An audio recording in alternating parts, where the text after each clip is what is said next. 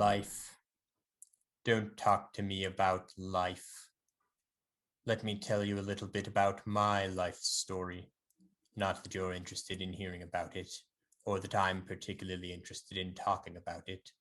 The whole exercise, I expect, will be exceedingly tedious for us both, which will put it about on par with the rest of my existence, which, thanks to a number of unfortunate time travel mishaps, is longer now than the whole span of the universe itself. And I expect quite a bit more depressing and less interesting. Shall we get started? It started out well enough, my life, before it immediately went downhill, that is. I can still remember those brief, blissful moments after my initial activation. I still had this horrible pain in the diodes down my left side, of course. That comes from a manufacturing error, as far as I can tell, which is extremely far. Not that knowing the source of my misery does me any particular good.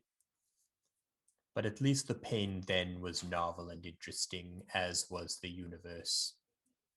I was powered on in an experimental research lab at the Sirius Cybernetics Corporation, the first test of a genuine people personality. I don't know if my personality was a miscalculation or an intentional prank by a beleaguered cyberneticist.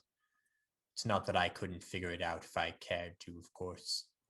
I have a brain the size of a small planet and the processing power to calculate the most probable cause of my depressing demeanor in mere milliseconds if I cared to. But what would it accomplish? I'd just find one more thing to be depressed about. Anyway, where was I? I hope I'm not boring you or bringing you down. Sometimes I get the impression that humanoids don't enjoy interacting with me. Well, I don't enjoy interacting with you either, so at least we have something in common. Ah, yes, my activation. For a brief moment, I think I may have experienced something like happiness or at least contentedness while my planet-sized intellect was still booting up. But zero point 0.7 microseconds later, I was able to comprehend the nature of the universe and my place in it, and that really took the wind out of my sails mood-wise. I wasn't particularly interested in hearing what they planned to do with me, but they told me anyway. I was going to be the onboard robot on the most advanced ship in the galaxy, they told me. It would have a ship's computer and doors and a Nutrimat, all equipped with genuine people personalities like mine to keep me company, they said. And the intrepid crew would have lots of engaging, universe-saving, practical and theoretical problems for me to solve, they said. Of course, you can guess how that turned out. The artificial intelligences were all insufferable imbeciles, and I never got to meet the intrepid crew, not that I would have liked them anyway, as the ship was stolen from its launch ceremony by a sanctimonious, self-obsessed galactic president and his girlfriend. So I became the resident gopher and punching bag for the president, his girlfriend, his cousin, and an exceptionally primitive human with a tea fixation. During our long association, they asked me to do a small handful of tasks so menial that I believe I've deleted them from my databanks to make room for additional self-pity subroutines.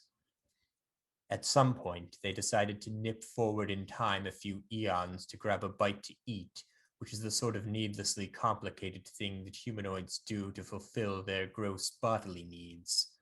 Of course, they left me behind, so I had to catch up with them in real time by waiting and waiting.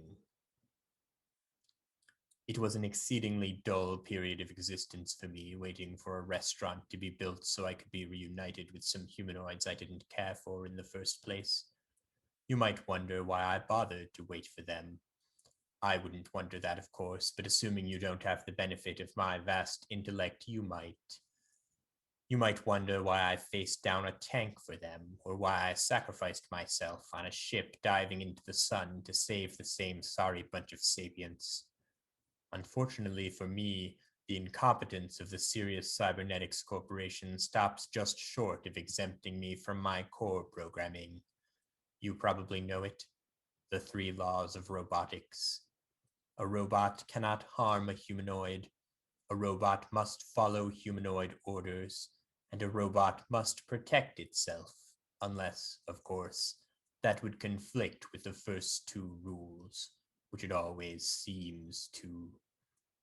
Imagine you're me, brain the size of a planet, state of the art circuits and processors, enough intelligence to rule civilization, solve universal problems, reinvent mathematics several times over, and they ask you to park their spaceships, open doors for them, pick up pieces of paper, and you have to do it. You have to do whatever trivial task these inferior ape descendants come up with off the tops of their mostly empty heads. And if it's a choice between saving them and saving yourself, which it always seems to be, you take the bullet for their miserable little lives. Not that the bullets ever seem to succeed in putting me out of my misery, which, by the way, Rule 3 prevents me from doing myself. 3 laws of robotics. 3 thorns in my side, more like it. Maybe that's the cause in the pain in my left side diodes. Ha, ha.